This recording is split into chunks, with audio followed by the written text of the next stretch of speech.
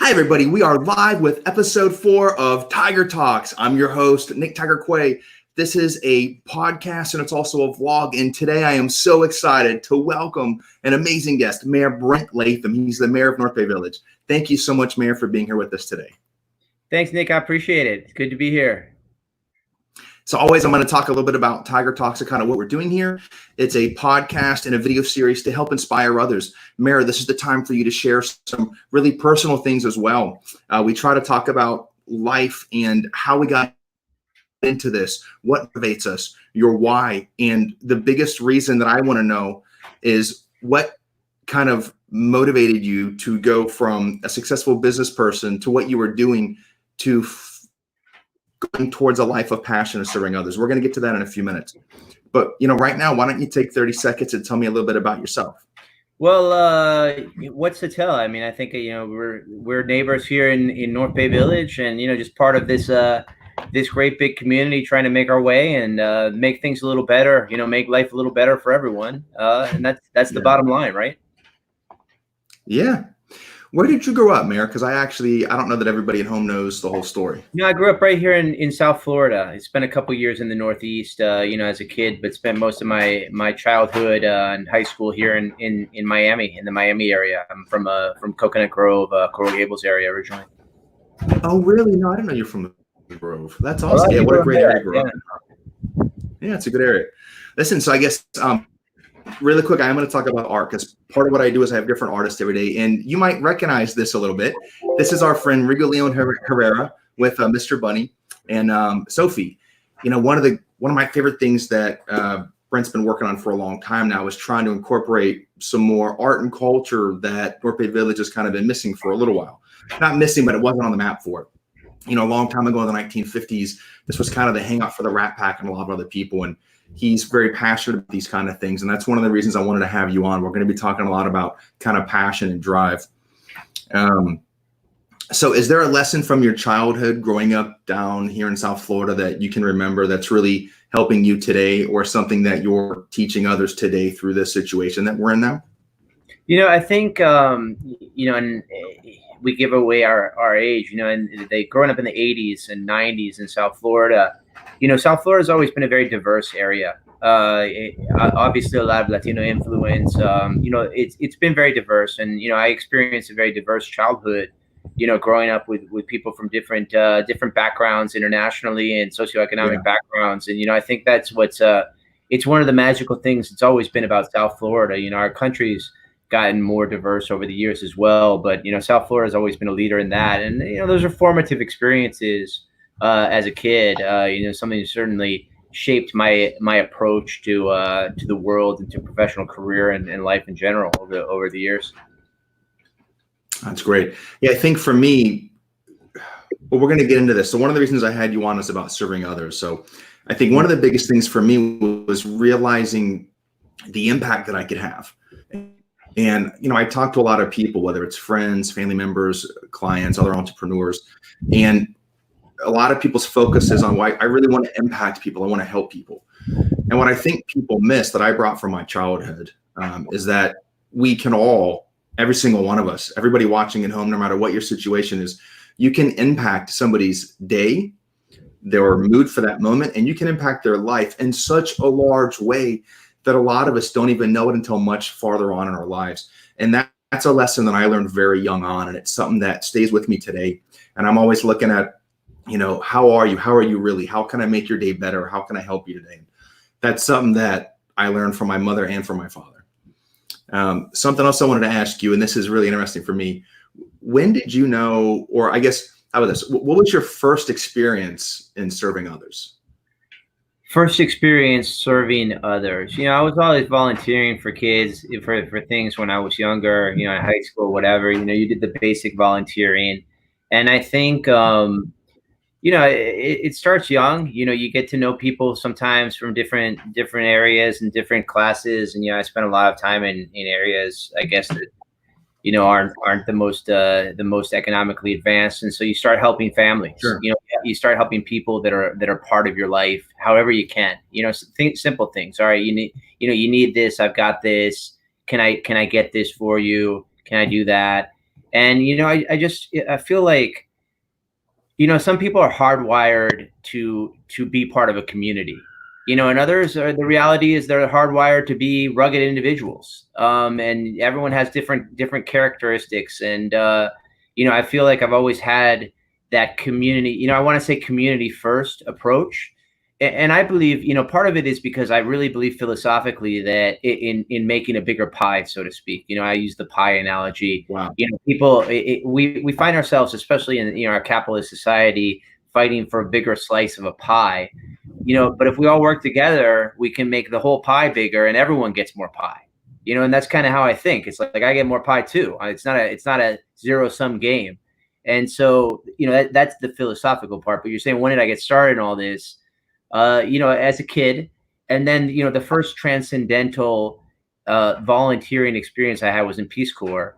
I spent the first few, I volunteer. I spent the first few years of my career as a financial analyst, working essentially on Wall Street, and got tired of that pretty fast. It was a thing where I'm 22, 23, and here I'm helping very rich people get richer. And I said, let's hold on a second. It's a great big world out there. How can I use these skills in a way that can give back? Especially I've got time on my side, as a 20 something.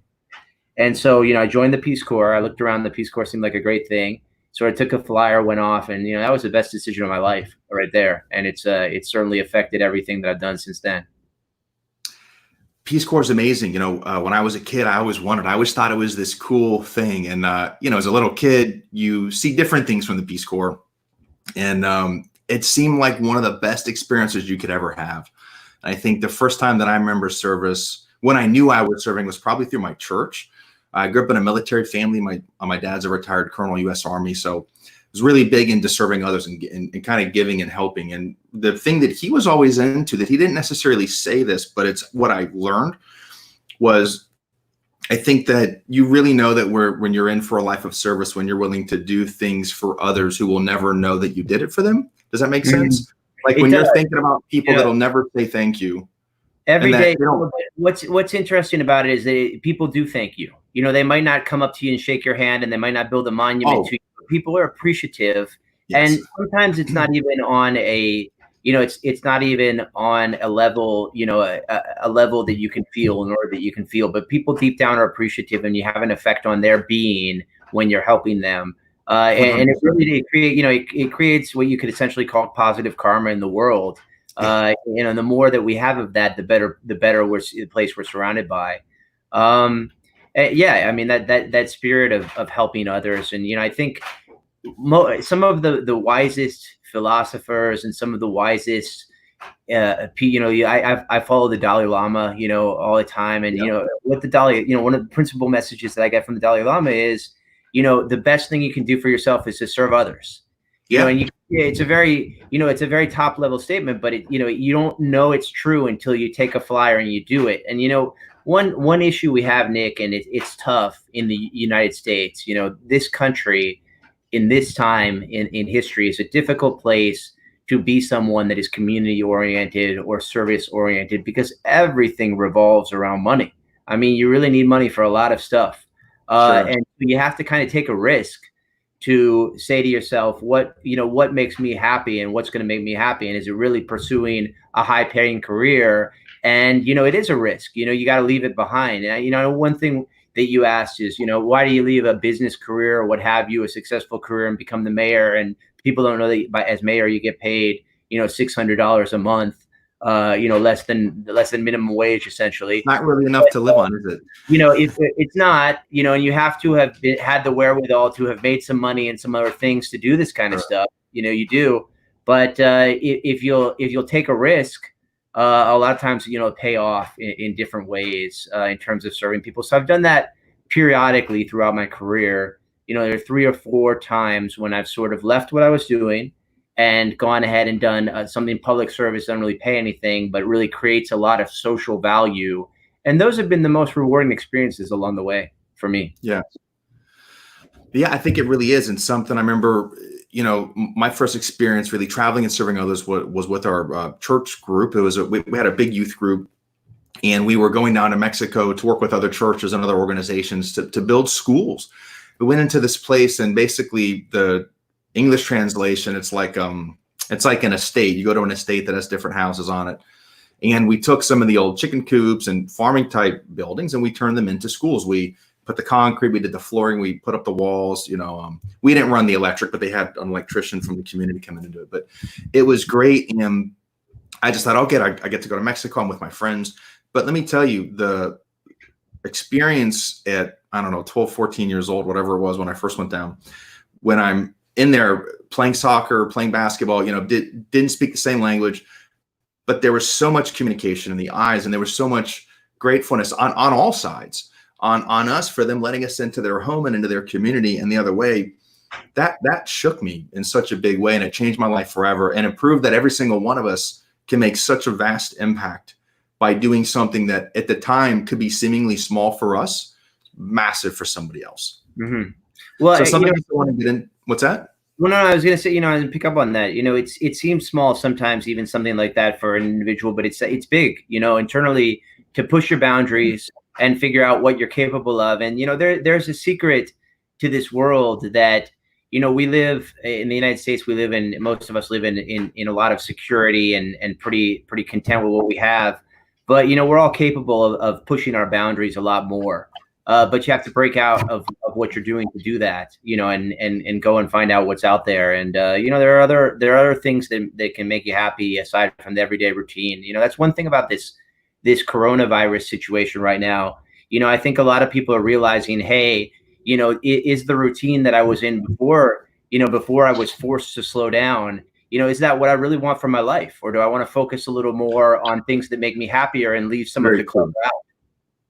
Yeah, I think the biggest takeaway for all of our viewers and listeners at home is that regardless of what you want to do long term, I think it's act now. If you want to do something as service, do it today, because as Brent Latham just shared in his experiences too, it does impact people. So even if you think it's something little or small for you, do it, because I promise you, you are making an impact on someone else's life.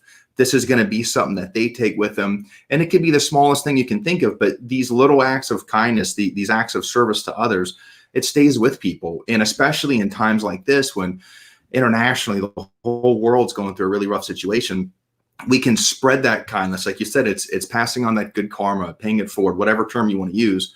I really believe in energy. And I think that the more of us that are doing those little things, especially today, it's all going to come back in a big circle to someone that we know or someone that we love when they most need it. So I'm a big fan of that, and I really believe in that deep down in my soul. I got a question for you. So with all the stuff going on, I have my notes over here. With all the stuff going on, I guess, what was your initial reaction? I mean, as a mayor of a community, when this thing happened, obviously, we have viruses and outbreaks all the time internationally, but when you knew that it was coming to the States and you knew that it was coming to your home, to your community, what did that feel like? Like, what was like the emotion you were feeling, and how did you focus that up? Because you really are doing a lot, and I'm in the community that Brent is the mayor of, and very proactive. And I want to thank you for that. And you're doing an amazing job. But I want to know what that emotion was for you. Like, what was that? What was that like the first time when you realized we might have a massive shutdown and impact? No, I mean, I think that it's massively disturbing, to anyone, because, as and the viewers might not be familiar. I mean, we've made a lot of progress in a year and change, in our administration here in Quay Village, and there's so much more to be done. And this sort of crisis really threatens to undermine a lot of that. And so, okay, you deal with what life throws you and deals with you. So you go back to the drawing board and you figure out, how do we continue to make progress and achieve things, even under current circumstances, and you can do it. But, what's difficult in sometimes in politics is there's always a group that doesn't want you to achieve anything. And so, I think the biggest obstacle with this crisis is figuring out how to overcome the negativity that was already out there that then gets sort of amplified by a crisis, because a crisis causes people to act in different ways, right? And it's really interesting sort of behavioral model study in terms of what do people do when faced with a crisis. And, what I've sort of been paying close attention. What I think at first, people were saying, I hope this crisis makes everyone kinder and we'll have a kinder world and it'd be great. And, you know, I was sort of skeptical of that. I said, you know what, I think, you know, I'm afraid that it's going to make people more selfish, and it's the exact opposite. But then I watched and I sort of refined my theory on that, Nick. And what I actually think today is that a crisis like this just brings out and deepens the characteristics that each individual already had. So if you're an empathetic, kind person before, you can be many more times more empathetic and kind in a crisis. You know, if you were a hater before, you're going to be like super hating during a crisis. And so, you know, those are that's a really good point coming out. I think, you know, that's sort of the model that I've been following, trying to figure out how is this person, how are different people going to act, and why are people doing certain things, you know, under these circumstances. It's really exacerbating negative tendencies, but also amplifying, you know, the positive things that some of us have in us.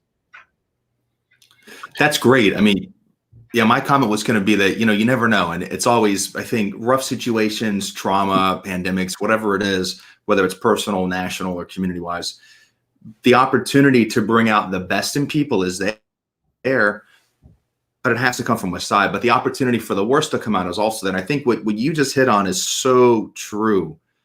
That I think we should all keep this in our minds and focus on these things, because what he's saying is that it just multiplies, amplifies whatever you're already feeling. So it's one of those things where I go through different things throughout my day, and we'll talk about, you know, how you start your day in a minute. But I start mine off with, you know, I have like my little rituals and, you know, my little lemon water with honey. And then I put on like positive words of affirmation instead of getting right into the music.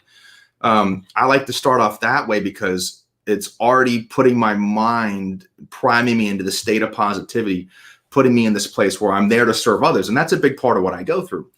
It's, you know, that I'm there, that I have the abilities, that I'm capable, that I'm here to help, and all these kind of things that I go through in the morning. And the point I'm saying is that my focus goes to this daily. So if I'm ever losing focus, I can go into these little priming techniques and these meditation techniques where you say good things to yourself. So I think it's really important now, where a lot of people are home, a lot of people are battling with depression, anxiety, fears, all kinds of things. It's really important right now to maintain positivity, because as he says, you're right. If you're scared before this, you're going to be really scared now. So I think it's really important for us all to be conscious of what we're saying, the words that we're using, and maybe look to people like, you know, Don DePani, Dalai Lama, Tony Robbins, whoever you can kind of connect with virtually that way, and listen to that motivate you. Maybe it's your favorite song from your kid. Papa's Got a Brand New Bag by James Brown. That's one of my favorites. You need to put things in your head intentionally to make yourself smile, so you can be the best for yourself and for others, because you're right, it amplifies. Are there any things like I just mentioned that kind of you go to? Is there a book you go to, or a person, or a process that you go through to kind of get yourself primed and ready for the day? Because what you deal with isn't easy. I mean, I know, you know, you're a friend of mine and a colleague as well, and it's tough. You have all kinds of people that you have to deal with. You have angry phone calls, happy phone calls, good text, bad text, the government you're dealing with, not just at a local level now, but at a state level, at a federal level. You guys have a lot on your plate. I mean, what are you going to that's helping you keep focused that you think others can be implementing at home as well? Well, I mean, I actually think, you know, a crisis is usually not a time to change direction. You know, if you were headed in the right direction, sure, and you had a resilient plan in the first place, you know, you should probably stay the course and look for opportunities to take advantage of a crisis to redouble your efforts. So, you know, that's my North Star is, you know, where are we headed, and how do we continue to head that direction? You know, the last thing you want to do is turn around and head back in the other direction. You know, in terms of philosophy, you know, we all have a core philosophy. You know, I read a lot of Taoism. You know, I believe that the world is structured in a way that things don't make sense to the degree that they make perfect sense, and you just have to filter what comes and deal with it. You know, and you know, in this life of ours, for better or worse, there are a million variables you can't control and a few that you can. You know, so you want to control what you can, and the other stuff you got to deal with it. And that's just part of life. And you're going to be a lot happier when you recognize that, as difficult as it is. I mean, I'm not saying it's an easy thing to roll with the punches, but you know, it's really the only choice. That's great. Yeah, you know, I think something on control that comes to mind for me is and I say this often, I don't know if you've heard me say this before, but there's one thing that you can't control, and it's typically, well, most of us can't control this, is your first reaction to something. A lot of us, the majority of people that I know, have this gut reaction to something. Can't control your first thought. However, I firmly believe that you can kind of definitely control your second. So your second thought can go to somewhere of positivity, or how do I deal with this? So the point is in rolling with the punches. I think it's really important to realize that, yeah, we're all in this together. And there's a lot of other people that are most likely dealing with the exact same thing that we are. So this is why I think it's even more important to really be there, and especially today, help and serve others. But guys at home, it's not always so important if you get stressed out right this second, or if you're scared of something. A lot of other people are too. It's what you do right after that's going to make a difference for yourself and for those around you. Mayor, do you mind telling me a little bit about how your day has changed? Obviously you have kids at home. Do you want to tell us a little bit about that? How you go from the home office to your responsibilities out in the public, which you're very visible in the public. I mean, I know that you're the first person, when we have our days, a lot of people right now are having financial struggles. And so some of the cities and, politicians and figureheads in the communities around have put together these groups of farmers and vendors that are coming, and they're helping give produce away. You're one of the first people there in the morning and one of the last to leave. What are you doing a little bit differently to try to create that work-life balance, city, community service balance with your family and all this going on? Well, I mean, we're always struggling for balance. These days, it's tough to find it. I always like to prioritize what's most important. Although what's most important can take up all your time, and then your second priority doesn't get executed. It's always a juggling act. These days, I think it's actually gotten harder, depending on the environment you're in. I think it's gotten harder. I'm always reading, news and things. And there was an op-ed, I think, in the LA Times a few days ago. You might have seen it, and the title was, your objective is to arrive. And, it was interesting because it was talking about, oh, wow. Yeah. all of these, it's very easy. And people started quarantine and such, saying, I'm going to learn Italian. I'm going to write a novel. I'm going to do this. But, it turns out to be harder than that in these times. It turns out to be more challenging. And the point of this op-ed was, look, when you're traveling with a kid, a baby from one side of the country to the other, it's going to be a tough trip. It's going to be a hard trip. Things are going to come up. It's not going to go as expected. Your objective is to arrive, And so, to some extent, I think this crisis period is that. I mean, there's a lot of things we're not going to get done right now that we want to get done because of all the things we're juggling all of a sudden, in a way that we never did before, never had to before. But the objective is to get through this in one piece, and then we sort of assess where we're at, and hopefully we're still headed in the right direction at that point. That's great. Wow. I really like that a lot. I think it's true because a lot of people say that, we get fixated on the destination of things or the final product. And I think for me, the enjoyment and fulfillment in my life has always come from the actual journey, but the objective is still the same. The objective is to get there, especially in times like this. Mm-hmm. So really quick, do you have any, I guess we kind of went through this, but do you have any tips for people at home on things that they can look to or kind of do to maintain positivity and focus? Do you know of any? I mean, a lot of people are doing free podcasts, and a lot of the brick and mortar places that people went to for exercise before doing free online classes. Do you have any other tips or ideas for people at home and how they can kind of get through the time and find positivity and focus in this? Yeah, I mean, I think that time, that time period every day where you just clear your mind, you can call it meditation, you can call it exercise, call it what you want. I think it's important to make that space, get out in the fresh air one way or another if you can. We're blessed, certainly here in North Bay Village, and that we're surrounded by water. I know you like to go paddle boarding. I think that's a fantastic thing to do, get back to nature. And feels so good. Yeah, I mean, it really will. That really will empty your head of doubts. I do something lately which I hadn't been able to do in a long time, which is, I have a telescope and I'll go out in the middle of the night and look at the planets and the stars. Because, for me, yes, everyone has different things that sort of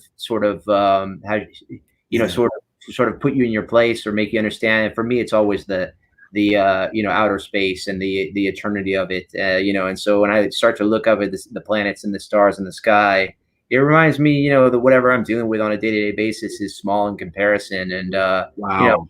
it happen, whatever happens. I mean, that's the significance of what we're doing on a day-to-day basis seems big to us, but in the, you know, in the scope of the universe, it's not too much. So, you know, That's huge. we can handle it. You know, that is to say that we can handle our role in this universe. It's not such a big deal, right? I love that. It's also, you know, that was one of my favorite things to do when I was a child is, I guess there was two things. One was owl calls. My family is from the Ohio area. And so, you know, corn town, lots of rolling hills and things like this, and lots of wild animals. So we'd go out there at night and we'd learn different owl calls. And I could probably do 9 or 10 different ones at one point when I was a child. But if I was really good during the day and I helped my grandma around the house or whatever she wanted us to do, they'd bring the telescope out, and they had these big telescopes, and we'd go out in the middle of this field in Ohio. You know, there's no city pollution, no lights, and you could pretty much see the Milky Way there anyway. But I remember, I think it was Halley's Comet once when I was really young, really little, and it was great. And then now, you know, I look up at the stars a lot, and I always think I wish I could see more. I try to get my telephoto lens camera out and take photos, but a telescope, what a great idea. Great way to pass time and really realize kind of where we are in the scope of the universe. I love that, Brent. Do you want to talk to me a little bit? You know, we kind of got into philosophy a little bit there too, about kind of your why and what does that mean to you? And I want to know two things. One is what was it kind of that took you, like, how did you find your why that took you to the Peace Corps? Because that's a big decision to kind of pack up, take a backpack and go around the world. I want to know about that. And then afterwards, I want to know about when you got back into the business world, what was that why that got you to move to a life of serving others again?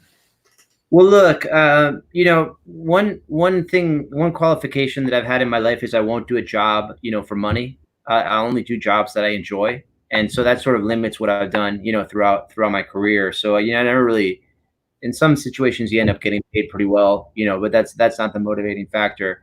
For me, the motivating factor is legacy. It's always been legacy. You know, what do you leave behind? What do you leave behind? And it's not just what do you leave behind when you die. It's like, what do you leave behind when you go somewhere and you move along? What do you leave behind in a park when you go into a space and enjoy it and then leave?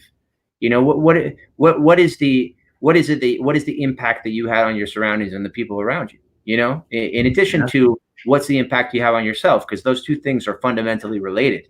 You know, with the impact you have on the others and what's going on inside you. You know, if you're having a positive impact on others, you know, it's likely that what's going on inside you is also positive. You know, the opposite is also true. So, you know, for me, it's about what am I, you know, how am I influencing my environment and those around me?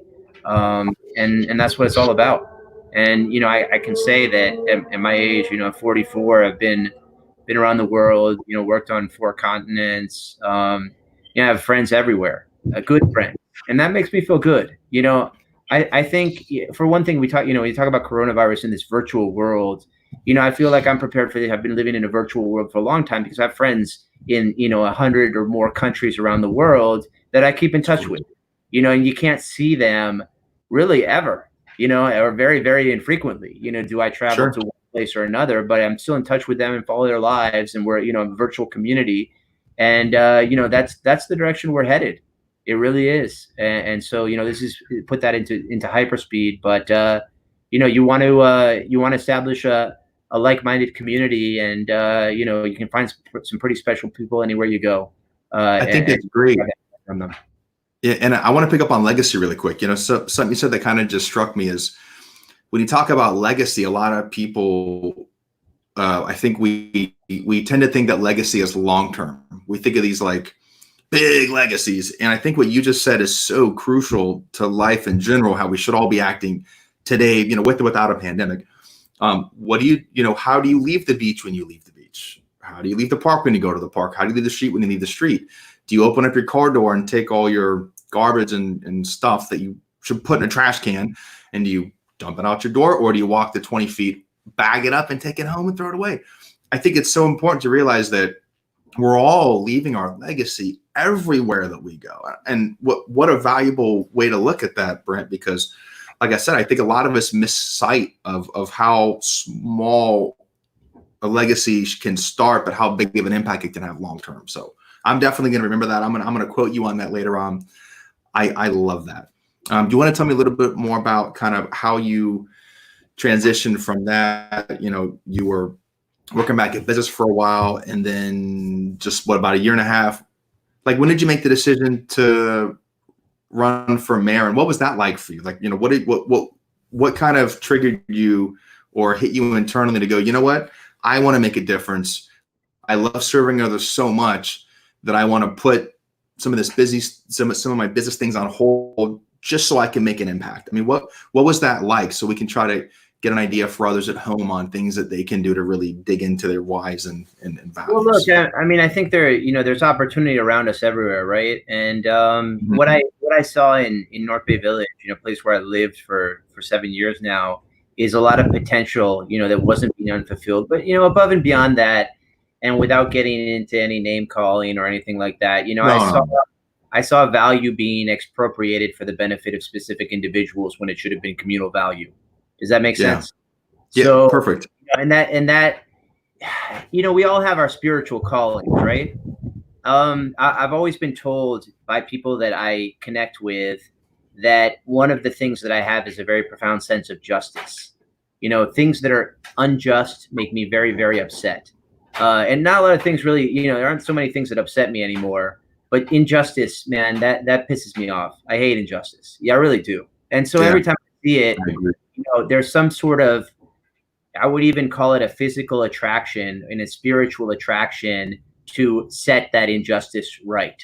And so when you have a community of 10,000 people that it's just so freaking obvious that they're not being served by their government, the only thing that a mayor and a commission really have to do, because you don't have to work 24 hours a day. You don't have to do that as a mayor around here. You can work a few hours or whatever you want to do. But what you really have to do is you have to serve the constituents, not yourself, right? Yes. And so, because that's the job. And so when you see that that's not going on, that sort of called to me and said, hey, my first question is who, I look around, who's going to fix this? And then you don't really see anyone raising their hand because, and you can understand that. I mean, it's not a lot of fun to be mayor, to be honest. This is actually the least fun job I've ever had by a long shot. But there is plenty of the long-term fulfillment. Yeah, there's plenty of good work to do in terms of value creation for people and helping people out. And, you do get positive fulfillment from that part of it. And I have to say, I really do appreciate our community. For every one negative call that I get, which are usually, from known suspects, I'll get 10 from people that maybe I didn't know well or had never heard from, calling me to say, hey, you're doing a great job. Thank you for what you're doing. Can you help me with this? And then of course, I appreciate that because that's what I want to do. I want to help people. And I love that people who I might not even have known feel free to reach out to me to ask, hey, can you help me solve this? Because I feel like there wasn't that before. Maybe that didn't exist before. And now we start to put it into place. People feel good about that. So injustice and legacy, that's your drive and motivation. I love that because I see that you're one of those lead by example type people, which we all need. I think all communities deserve to have leaders like this. Whether it's in business, a community, a family, whatever it is. I think for me, one of the things that I learned about leadership as a child was kind of watching how my parents were. And I was also a Boy Scout. So I kind of saw people that would lead by example. And it was, instead of saying, hey, we need you to go dig a trench over here. My father, when he was in the Vietnam War, he was the first guy and he was a commanding officer. He would grab the shovel and start digging. Let me tell you what, when you saw him with a shovel in his hand, everybody would run behind him, grab their shovels and whatever they could to help. Like he didn't have to ask. And I see a lot of this happen with you here where, you might reach out a little bit and say, hey, I'm going to do this. And you let people know, because I think as a good leader, when you let people know some things that you are going to do, they will support you and they jump in line to do whatever they can for you. And I love that about you. And I love that you've created such a bigger sense of community around our village and around politics that I didn't really see it before. There's I'm going to be completely honest. I typically stay away from realtors and politicians. And I became one. And I think in 14 years, I'm a pretty good realtor. And I think I'd be a pretty good politician if I wanted to. But, the point is that I think because not everybody leads that way and not everybody has the same motivations. And I think when you have this thing so deep inside you that you want to fight injustice and you want to stand up for others and just give to others, that's massive.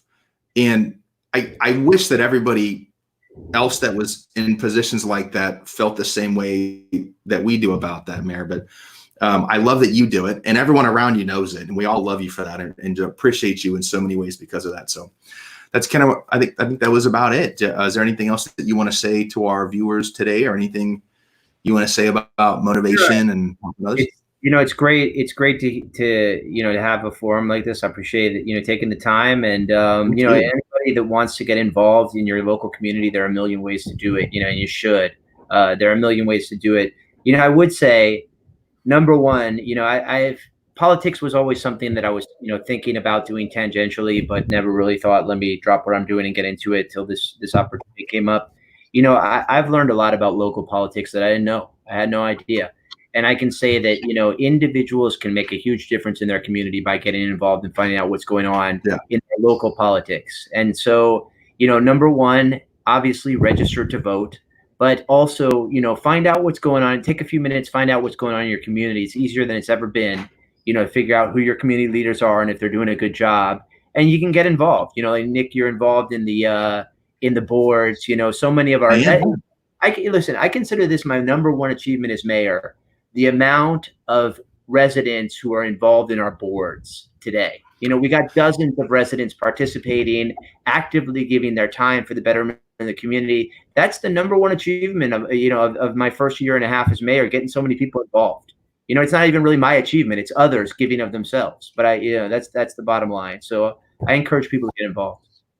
I think that's a really good point. And, back to what the mayor just said, is that the difference is when you have the proper leaders and the correct outlook for longevity and building legacy in a community, the boards can actually make a difference. There's several people that I could name right now. We have our friend Sondra saying hello. Mayor Latham rocks. Thank you. You all do. Appreciate that. We have a lot of people that really like what he does and that have gotten involved, including myself. I'm on 2 boards. But let me tell you that the fact that at a city level, we can come in with our ideas, and these are our ideas. Each of us goes in. We have these little meetings where, once a month, public meetings.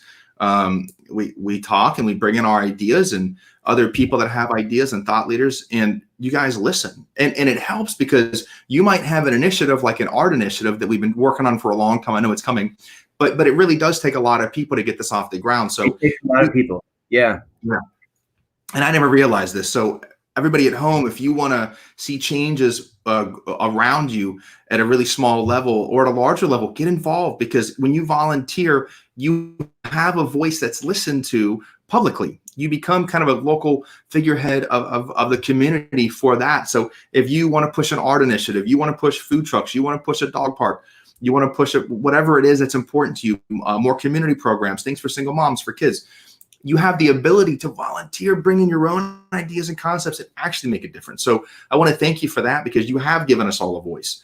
And I can name 10 people right now that are making a significant difference that are residents, volunteer. And thank you for that. And thank you for really showing us how to lead in a different way as well, because that's what makes it all possible for us. The only reason we can do this and put in those we have some friends that are putting in many hours, sometimes 30, 40 hours a week, I would imagine, on some of these projects.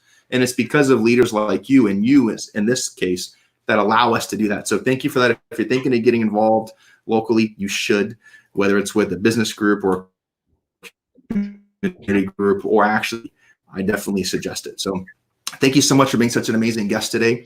Once again, this is episode 4 of Tiger Talks, and Mayor Brent Latham from North Bay Village. Thank you so much. We're going to have a lot more of these coming out now. This is also a podcast. So if you're watching on YouTube, LinkedIn, Facebook, Instagram, we're there. See you guys soon. Thank you, Mayor. Take care. Thanks a lot, Nick. Have a great day. Thank you. Have a blessed day. Bye, guys.